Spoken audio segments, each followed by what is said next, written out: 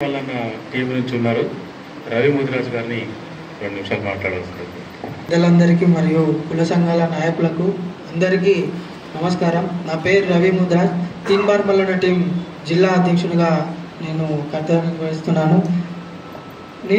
మేము ఎన్నోసార్లుగా ఇక్కడ సొసైటీలో ఎన్నో చూస్తూ ఉన్నాం ప్రోగ్రామ్స్, కానీ ఇక్కడ మనం ఈ జనరేషన్లో కూడా మన బీసీలు ఇంకా కూడా ఓసీల మోచేతిని లాగుతూ వాళ్ళకు ఓట్లు వేస్తున్నంత కాలం మన బీసీలు ఎక్కడ ముందలు పోకుండా రాజకీయ పరంగా ఇంకా మన వాటా మనకు దక్కకుండా ఇంకా ఓసీలనే మనం వాళ్ళకు మాత్రమే ఓట్లు వేసుకుంటూ పోతూ ఉంటే మన పరిస్థితి ఎలా ఉంటుందో ఒకసారి ఆలోచించుకొని మన బీసీలందరికీ మన బీసీ సమాజ్ తరఫున ఇటువంటి ప్రోగ్రామ్స్ పెడుతున్న మన శ్రీనివాస్ అన్న గారికి మరియు సంగం సూర్యరావు అన్న గారికి ధన్యవాదాలు తెలుపుతున్నా.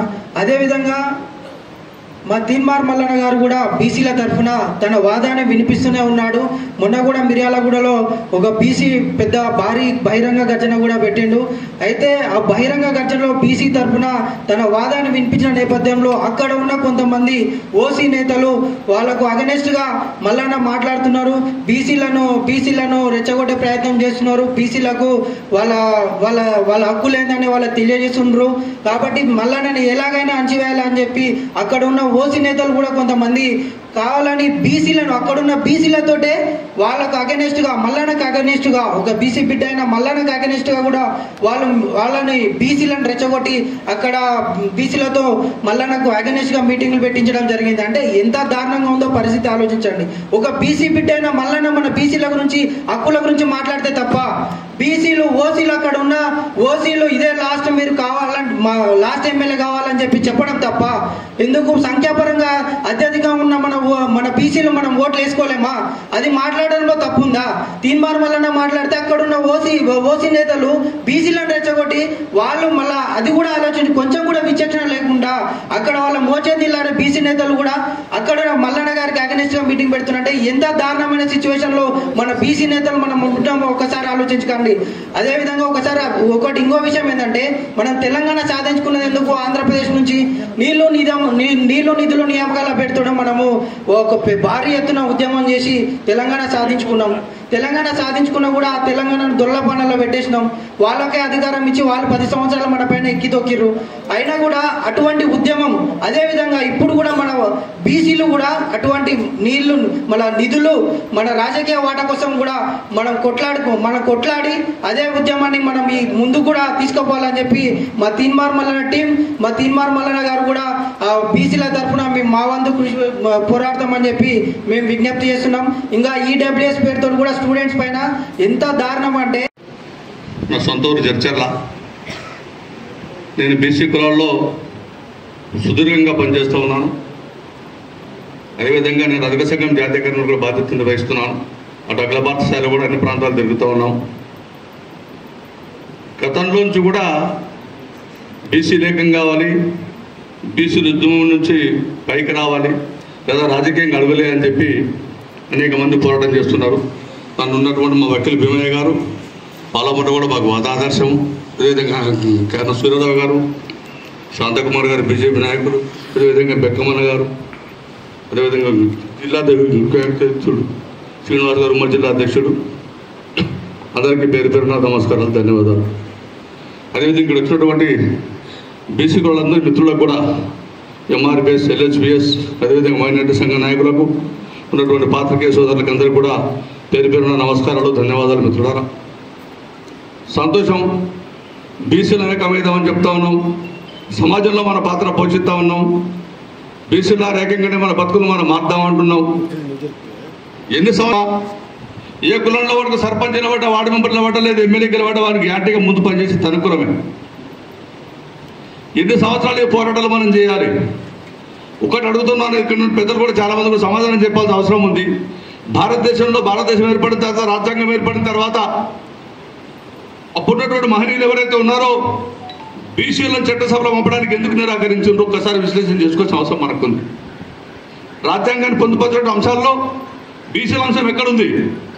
అంబేద్కర్ మహాశయుడు అన్ని రాశాడు, కానీ బీసీల వాటి ఎందుకు మర్చిపోయాడు?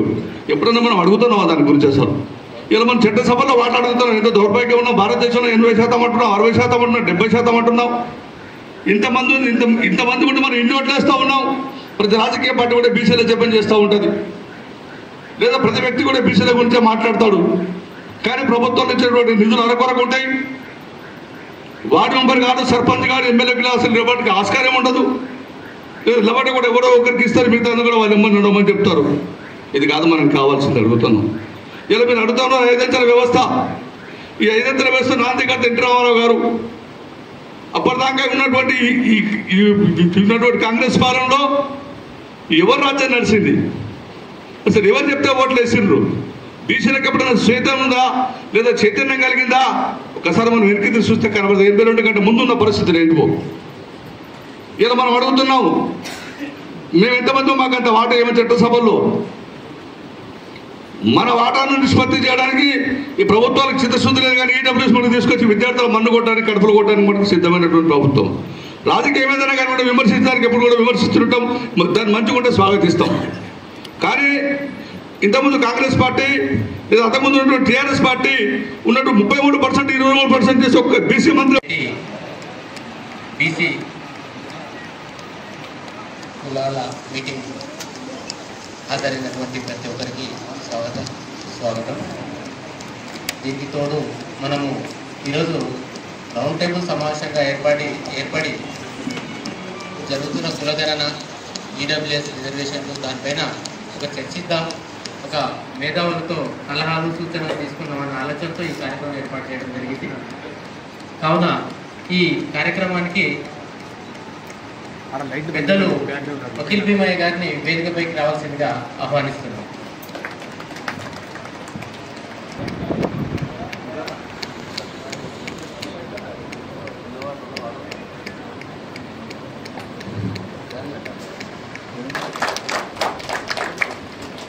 వేదికపైకి రావాల్సిందిగా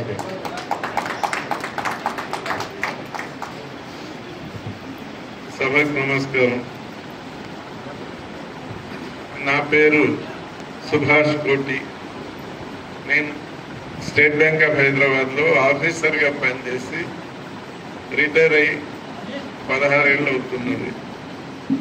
అయితే నాకు బీసీ సంఘంకు ఎట్లా పరిచయం అంటే, మా మిత్రుడు కేసీ కాళప్ప గారు ఎంబీసీ ఆర్గనైజేషన్కు ఆయన్ని ఆర్గనైజ్ చేసి సంఘం పెట్టి ప్రైవేట్ జూనియర్ కళాశాలల ప్రధాన కార్యదర్శిగా పనిచేస్తున్నాను. జడ్చర్ల ఆర్యకటిక సంఘం మండల అధ్యక్షుని. నేను ఒక బీసీ వాదిని, ఆర్యకటిక సంఘం. అందరికీ నమస్తే. నా పేరు ఎట్ల బాలవర్ధన్ గౌడ్, జడ్చర్ల బీసీ చైతన్య యాత్ర అధ్యక్షునిగా, అలాగే 20 ఏళ్ల నుంచి బీసీల కొరకు పోరాటం చేసినాము. ఇక అందరూ కూడా బీసీల కొరకు, బీసీ రాజ్యం కొరకు పాటు పడాలనే బీసీ సంఘం ఉపాధ్యక్షునిగా పనిచేస్తున్నాను. ఇక్కడ వచ్చిన పెద్దలందరికీ నమస్కారం. మహబూబ్ నగర్ పట్టణ నాయ ప్రమాణ సేవా సంఘం. నా పేరు మల్లేపల్లి నరసింహులు, నేను ప్రధాన కార్యదర్శి టౌన్లో. అందరికీ నమస్కారం. నా పేరు అమృత్ శ్రీహరి. నేను ఉమ్మడి మహబూబ్నగర్ జిల్లా దేవాంగ కుల సంఘం ప్రెసిడెంట్ అండి. నేను ఇన్కమ్ ట్యాక్స్ కన్సల్టెంట్గా చేస్తున్నాను మహబూబ్నగర్లో. పెద్దలందరికీ నమస్కారం. ఉమ్మడి నరసప్ప నా పేరు, స్వగ్రామం దామరిగిత, ఇక్కడే ఉంటున్న మహబూబ్నగర్లో.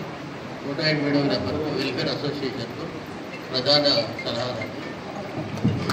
సభకు నమస్కారం. నా పేరు గొల్లాంజనేయులు. నేను పాలమూరు జిల్లా బీసీ కుల సంఘాల ఐక్యవేదిక జిల్లా కార్యదర్శి. నేను మాది కౌగుంట్ల మండలం.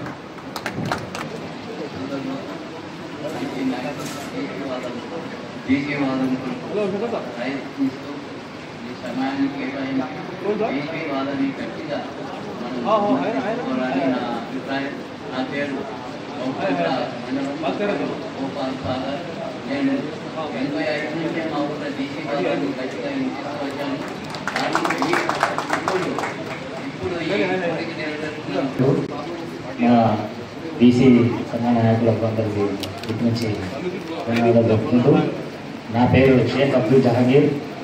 నాది వృత్తి వచ్చేసి రాయల్ టౌన్షిప్. ఈ మధ్యనే మా మిత్రుడు అంజనేయులు గారు బీసీ ఉద్యమంలో మీరు రావాలన్నా మీరు ముందుకుండి నడిపాలన్నా అంటే ఈ మాట విని ఈ సభకు రావడం జరిగింది. ఇది చాలా చాలా సంతోషమైన వార్త. ఇప్పుడు దీనికి పెద్ద ఎత్తున మనం కలిసి ఒకరికొకరు అండర్స్టాండింగ్ ఉండి పెద్ద ఎత్తున ముందుకు తీసుకుపోయి మన హక్కుల గురించి మనం పోరాడాలని. జి సత్యనారాయణ సాగర్, మాది వచ్చేసి కోకుండ మండలం పేరూరు గ్రామం. బిఎస్పి దేవసాగర కాన్స్టిట్యున్సీ అధ్యక్షుడిగా పనిచేస్తున్నాం. బీసీలంటే ఉన్నాయి. ఇప్పుడు కేవలం 56 అంశాలు ఉన్నాయి. కొన్ని సబ్ ఐటమ్స్ 19, మొత్తం కలిపి 75. ఇందులో మీ ఇంట్లో ఎలక్ట్రిక్ కరెంట్, మీ ఇంట్లో ఎలక్ట్రిసిటీ కనెక్షన్ ఉందా, ఉంటే దాని నంబర్ ఏందని కూడా అడిగిందా? మరి ఎందుకు తీసుకున్నారు మీరు? అవి మీరు ఆర్థికపరమైన అంశాలు మీరు తీసుకోలేరు ఆ రోజు. ఈ రోజు గవర్నమెంట్ టేకప్ చేస్తే మీరు ఎందుకు దీన్ని రాజకీయం చేస్తున్నారు? దీన్ని ఆలోచించాలి. నేను ఎందుకు వచ్చినామంటే ఇక్కడ దాకా ఈ కులగణన మీద చాలా తప్పుడు సమాచారం ప్రజల్లోకి పంపిస్తున్నారు. ఒక పార్టీ వాళ్ళు పంపిస్తారు ఏంటంటే మాది సనాతన కులం అని పెట్టండి. వెరీ ద సనాతన కులం? ఇవన్నీ మాట్లాడేటప్పుడు నేను చెప్తాను, బట్ మీ మైండ్లోకి తీసేయండి. చాలామంది ఈ కులగణన ఎట్లా ఫెయిల్ చేయాలి, ఇప్పుడు ఇది ఫెయిల్ చేస్తే కేంద్రంలో కూడా ఫెయిల్ చేయొచ్చు. ఎందుకంటే కేంద్రంలో కూడా చేయమని అడుగుతున్నాం. ఎవడు బీసీలు వెనుకబడ్డానికి కారకుడు ఎవడు? 77 ఏళ్ళ నుంచి ఇవాళ భారతదేశంలో అన్ని రాష్ట్రాలలో బీసీ ముఖ్యమంత్రులు ఉన్నారు, except west Bengal and Telangana, Andhra తప్ప. ఇవాళ పక్కన ఉన్న తమిళనాడు పోండి, ఎవరు రూల్ చేస్తున్నాడు? నాయి బ్రాహ్మణ రూల్ చేస్తున్నారు. పక్కన ఉన్న కర్ణాటక పోండి, ఎవరు? కుర్మైనా చేస్తున్నాడు. కేరళ పోండి, ఎవరు చేస్తున్నారు? గౌడు. అరే మరి అన్ని రాష్ట్రాలలో బీసీ ముఖ్యమంత్రులు ఉంటే తెలంగాణకి ఏమొచ్చింది, ఆంధ్రకి ఏమొచ్చింది? వెస్ట్ బెంగాల్ అంటే సరే కమ్యూనిస్టులు ఉన్నారు, అది వేరే ఇష్యూ. కాబట్టి 77 ఏళ్లలో మనం ఇంకా ఇప్పుడు మెల్లమెల్లగా డెవలప్ కావాలి. ఇదంతా రాంగ్. ఎవడు దీనికి కారకుడు, ఏ పార్టీలు దీన్ని మనను అణచివేసినాయి అనే విషయం మనం తెలుసుకోవాలని కులగణన గురించి మేము చెప్తున్నాం. 6 అంశాలు. ఇవన్నీ కూడా ఊరికే రాష్ట్ర ప్రభుత్వం ఒప్పుకోలేదు. కామారెడ్డి డిక్లరేషన్ ఇచ్చి అసెంబ్లీలో తీర్మానం చేసి మార్చి 15 జీవో ఇచ్చి పండుకున్నాయి. ఆ తర్వాత మళ్ళీ మేము జూన్ 30 నుంచి పోరాటం స్టార్ట్ చేసినాం, జూలై 30. ఆ పోరాటం తర్వాతనే ఈ మొన్న అక్టోబర్ 10 రోజు జీవో ఇచ్చి వాళ్ళ కార్యక్రమం చేపట్టింది. ఊరికే రాలేదు ఇది కూడా.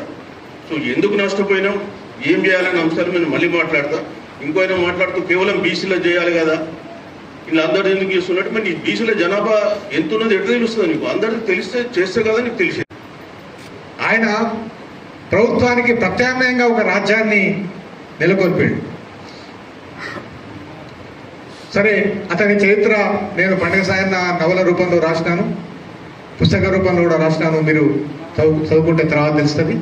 అట్లాంటి ఈ జిల్లాలో ఈరోజు మన పరిస్థితి ఏంటి? 14 మంది ఎమ్మెల్యేలు ఉన్న ఈ ఉమ్మడి జిల్లాలో కేవలం 2 ఎమ్మెల్యేలు, ఇద్దరు. ఎవరు? బీసీలు. గర్వపడదామా, సిగ్గుపడదామా?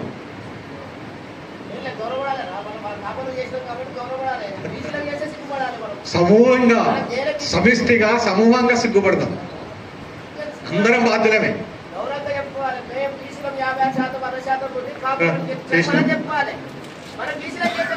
అందుకనే సమూహంగా సమిష్టిగా అన్న, సమూహంగా సమిష్టిగా సిగ్గుపడదాం. ఈ పండుగ సాయన్న పుట్టిన ఈ జిల్లాలో పౌరుషం ఎక్కడ పోయింది? బీసీలు ఎందుకు పోయింది? ఈరోజు అన్నట్ల ఏమవుతుంది? కేవలం 3 పైసల వాళ్ళు మొత్తం రాజ్యాన్ని తీసుకుంటున్నాం.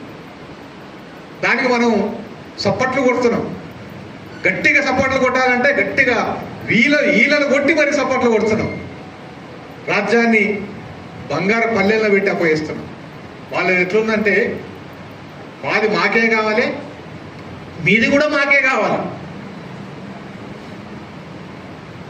మాది మాకే కావాలి, మీది కూడా మాకే కావాలి అనే ఒక పచ్చి నిర్లజ్జగా సిగ్గుమాలిన స్వార్థం ఈరోజు రాజ్యం వెళ్తుంది.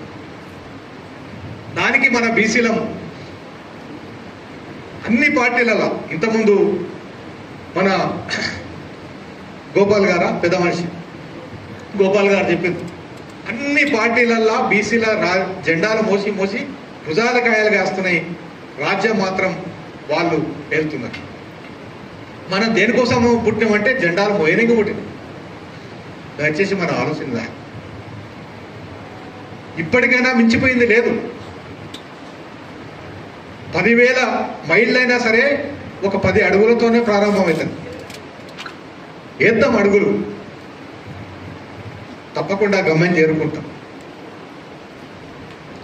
ఇల్లు ఒక ఇల్లు కావాలంటే పిల్ల కలిస్తేనే ఇల్లు అవుతుంది, చుక్క కలిస్తేనే ఒక సముద్రం అవుతుంది, నది అవుతుంది. అట్లా బీసీల ముందరం కూడా ఒక్కటైతే తప్పకుండా అనుకున్నది సాధించుకోవచ్చు. ఏం అవసరం లేదు, మన ఓటు మనం వేసుకుంటే సార్. బీసీలకు పుట్టిన బిడ్డలుగా, బహుజనులకు పుట్టిన బిడ్డలుగా మన ఓటు పరాయానికి ఇవ్వబోతుంది సార్. పరాయానికి పట్టం కట్టడానికి మనం మన ఓటును అమ్ముకుంటున్నాం.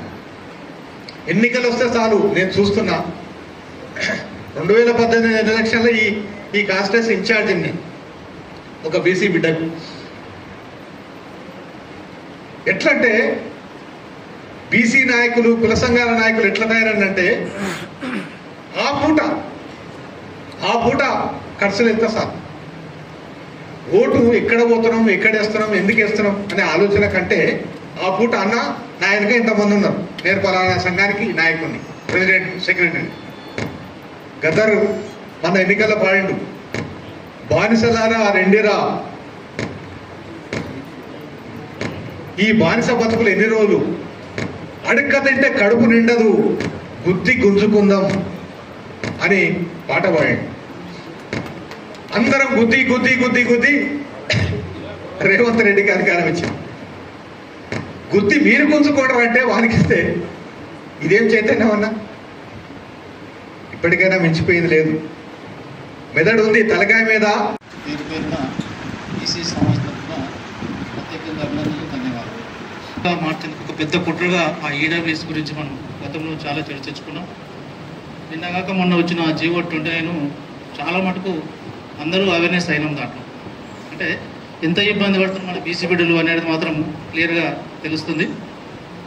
అదేవిధంగా ఈరోజు ప్రధానంగా ప్రభుత్వం ఏదైతే కులగణన స్టార్ట్ చేసిందో దాంట్లో ప్రధానంగా మన కులానికి సంబంధించింది మెన్షన్ చేయాలంటే ప్రధానంగా ఇంతకుముందు చర్చించుకున్నాం. సబ్మిషన్ అండి, మనకు ఈ సభకు అతిథిగా సార్ స్వాగతం సార్ బీసీ సమాజ్ తరఫున.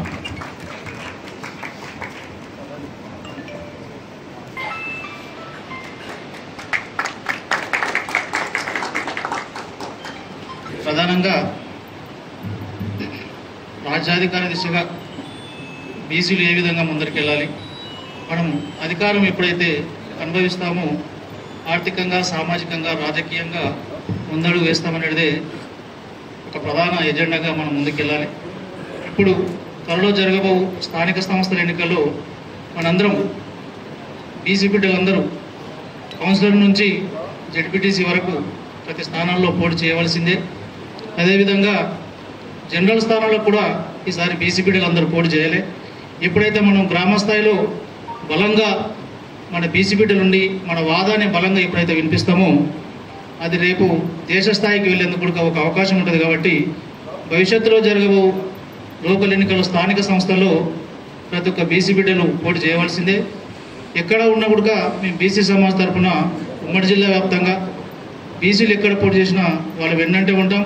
మాకు పార్టీలు ముఖ్యం కాదు, వ్యక్తిగతంగా బీసీలు ఎక్కడ పోటీ చేసినా వాళ్లకు సంపూర్ణంగా మద్దతు తెలపడమే మా బీసీ సమాజ్ ప్రధాన ఎజెండాగా మనం గత అసెంబ్లీ ఎన్నికల్లో, పార్లమెంట్ ఎన్నికల్లో కూడా చూసాం.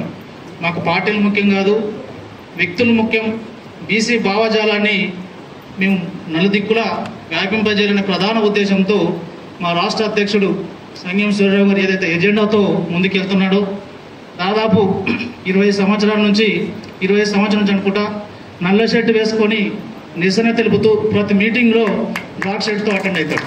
అంటే సారు ప్రధాన ఉద్దేశం ఏంటంటే బీసీ రాజ్యాధికారం ఎప్పుడైతే చేపడతాడో ఆ రోజు ఆ నల్లంగి నుంచి విముక్తి తీసుకుంటానని శబ్దం చేసి ఈరోజు నల్ల షర్ట్తో అటెండ్ అవుతాడు సార్. దానికి ఒక బీసీ బిడ్డగా మేము గర్వపడుతున్నాం. అయితే ఏదైతే ఆ ప్రధాన ఉద్దేశంతో ఒక ఉద్దేశంతో స్థాపించిన ఈ బీసీ సమాజ్ అదే స్పిరిట్తో మేము ముందుకు వెళ్తున్నాం. భవిష్యత్తులో ఎక్కడ బీసీలకు అన్యాయం జరిగినా జిల్లా వ్యాప్తంగా బీసీ సమాజం ముందుంది. దానికి చాలా ఉదాహరణలుగా ఉన్నాయి. ఎవరికైనా కూడా మనం బీసీ భావజాల వ్యాప్తిని మొత్తం ఉమ్మడి జిల్లా వ్యాప్తంగా విస్తరించాలి. ఎక్కడ బీసీ బిడ్డలకు అన్యాయం జరిగినా మనందరం మూకుమ్మడిగా ఆ విషయంపై చర్చించి ఆ కుటుంబానికి కానీ వ్యక్తులకు కానీ న్యాయం జరిగే విధంగా మనందరం పోరాడాలి. ఎప్పుడైతే మనకి ఇటువంటి సంఘటన నుంచి అందరం ఎప్పుడైతే ఏకీకృతమై మన భావజాలను విస్తరిస్తామో అప్పుడే మన బీసీ సమాజం ముందుంటుంది. భవిష్యత్తులో అధికార దిశగా అడుగులు వేసేందుకు కూడా మనందరం ప్రధానంగా కంకణం కట్టుకోవాల్సిన పరిస్థితి ప్రస్తుతం దాపురించింది. అదేవిధంగా మొన్న రీసెంట్గా చూసిన జీవో 29లో మన బీసీ బిడ్డలు ఎంతమంది ఇబ్బంది పడరో మనందరం ప్రత్యక్షంగా చూసినాం. ఇటువంటి ఈ జీవోల నుంచి కానీ ఇటువంటి నుంచి విముక్తి కావాలంటే కావాల్సింది బీసీలకు అధికారమే, రాజ్యాధికారమే. కాబట్టి రేపు భవిష్యత్తులో ఏ ఎన్నికలు వచ్చినా బీసీలను గెలిపించుకునే బాధ్యత మనందరం తీసుకుందాం. బీసీ సమాజం ఎప్పటికీ వారు వెన్నంటే ఉంటుంది. మాకు పార్టీలు ముఖ్యం కాదు, మరోసారి చెప్తున్నాం, వ్యక్తులే ఇంపార్టెంట్. బీసీ భావజాలం ఉన్న వ్యక్తులే ఇంపార్టెంట్. బీసీలు ఏ పార్టీ నుంచి నిలబడ్డా వాళ్ళకి సంపూర్ణ మద్దతు తెలుపుతాం. వాళ్ళ గెలుపునకు మేము వెంబడి కృషి చేస్తాం. Thank you. నుంచి బ్రిటిష్ వాళ్ళ నుంచి నడుస్తూనే ఉంది. తర్వాత రాజకీయం మనకెందుకురా, అది రెడ్డిలు లేదా వెల్మల్లో డబ్బులు చూసుకుంటారు, మనకెందుకు చెప్పరు, మంచి పని చేసుకోవచ్చు కదా అని మన పెద్దవాళ్ళు కూడా అదే చెప్తారు. తర్వాత మనకు ఒక నానుడి కూడా ఉంది, ఇంగ్లీష్లో కూడా ఉంది, politics is the last resort of a fool అని ఉంది. అంటే ఏంటి, రాజకీయం అనేది మంచిది కాదు అనేది ఒకటి చెప్పారు ముందే, అదొకటి తప్పు. రాజకీయానికి మన శ్వాసకు సంబంధం ఉంది అనేది ముందు మన అక్కడి నుంచి అవగాహన మొదలు కావాలి మన వాళ్ళందరికీ. ఎట్లా మన శ్వాసకు సంబంధం ఉంది, మన ఇంటి ముందర బురద ఉంటే చెడ్డవాసన వస్తుంది. మున్సిపాలిటీ వాళ్ళు సరిగ్గా పనిచేస్తే ఆ చెడ్డవాసన ఉంటుంది. మున్సిపాలిటీ వాళ్ళు అవినీతి లేకుండా సరిగ్గా పనిచేయాలంటే మనం ఓటేసి మంచివాడిని ఎన్నుకోవాలి. అంటే రాజకీయమే కదా. లేదు మన ఇంటి ముందర బురద ఉంది కాబట్టి ఇల్లు ఖాళీ చేసి వెళ్ళిపోతామా, పోలేము. కాబట్టి రాజకీయం అనేది మన day to day, minute to minute జీవితంతో సంబంధం ఉంది. మనదే రాజకీయం, మనం చేయాల్సిందే అనేది ముందు అందరికీ అవగాహన రావాలి. అది ముందు బీసీలో రావాలి. రెండవది, మనకు బానిసత్వం మనస్తత్వం అనేది చాలా 100% కరెక్ట్ గౌడ్ గారు చెప్పేది ఇందాక. ఎందుకంటే మనం ముందు నుంచి అలా అలవాటు పడిపోయి ఉన్నాం. మనం ఎవడి మీద ఆధారపడి స్వతంత్రంగా బతుకుతున్నా సరే మనకు ఒక అలాంటి భావాన్ని వాళ్ళది వాళ్ళే వెళ్ళాలి, వాళ్ళు మనం మన కింద ఉండాలనే ఒక భావనలో ఇంకా ఉన్నాం. కాబట్టి ఇది మారాలి. అంటే మన యొక్క దృక్పథం మారడానికి 1 రోజు 2 రోజులు, 1 నెల 2 నెలల్లో కాదు. ఎందుకంటే మనం బీసీలం, ఆర్థికంగా బ్యాక్వర్డ్, ఎడ్యుకేషనల్లీ బ్యాక్వర్డ్, మిగతా అన్ని రంగాల్లో కూడా బ్యాక్వర్డ్. కాబట్టి ఈ ఎదుగుదలకి కొంచెం సమయం తప్పకుండా పడుతుంది. ఏ అక్రమం కూడా ఒక్కటే రోజు సక్రమం కాదు, హఠాత్తుగా దానికి సమయం పడుతుంది. 77 సంవత్సరాలకి ఈ స్టేజ్కి వచ్చాం మనం. 77 సంవత్సరాల తర్వాత బీసీ సమాజం ఇప్పుడు ఈ అవగాహనలో ఈ లెవెల్లో ఉంది. ఇంకా కొన్ని సంవత్సరాలు పడుతుంది, ఎంత తొందరపడాల్సిన అవసరం లేదు. కులగణన చేయగానే మనం బీసీలందరం ఒకటై మొత్తం సర్పంచులు మనమే గెలుస్తాం అనుకోవడం అపోహ. అంత తొందరగా కాదు, దానికి సమయం పడుతుంది. అయితే దీనికి మనం ఏం చేయాలి అనేది మనం ఆలోచించాలి. మామూలుగానే మనం క్రీడల్లో చూస్తాం కదా, జట్లు ఎలా ఉంటాయి. రాజకీయ క్షేత్రం కూడా అంతే, క్రీడలు లాంటిది. ఫుట్బాల్ జట్టు అనుకోండి, అందరు కలిసి నేను పాసిస్తే అతను గోల్ కొడతాడు పర్వాలేదు అనే భావన వచ్చినప్పుడే ఐకమత్యం వస్తుంది, లేకపోతే రాదు. నేనే గోల్ కొట్టాలి, బాల్ నాకే రావాలంటే ఇంకా అది అయ్యే పని కాదు. ఆ game fail, we last the game. So ఇది కూడా డెవలప్ కావాలి. ఇది కూడా డెవలప్ కావాలంటే చాలా అవగాహన కావాలి, ముందు టీం వర్క్ కావాలంటే. కాబట్టి దీనికి టైం పడుతుంది తప్పకుండా. చాలా మంది వక్తలు చెప్పినట్టు ఇప్పుడు ఫుట్బాల్ టీమే అనుకోండి, అవతల టీం వాడు అనుకుంటాడు వీడు ఒక్కడి కాళ్ళు కొడితే మనం గెలిచిపోతాం అనుకుంటాడు. ఎవడన్నా మంచి ప్లేయర్ తయారైతే వాడిని అటాక్ చేయడానికి, వాడిని ఎక్కువ కవర్ చేయడానికి ట్రై చేస్తారు. మనం అది అర్థం చేసుకొని మిగతా వాడు రెడీ అయిపోయి వాడిని మీద డైవర్ట్ అయిపోయినా పర్లేదు, మనం గోల్ కొట్టేటట్టుగా మనం రెడీ కావాలి. అంటే దానికి మనం ఈ రాజకీయ క్షేత్రంలో చదరంగం ఆడితే తప్ప గెలవలేము. సో ఇది మేధో యుద్ధం. మామూలు ఫిజికల్ గానే 4 డబ్బులు సంపాదిస్తే అయ్యే పని కాదు. 1-2 సంపాదించిన అయిన కూడా చాలా మంది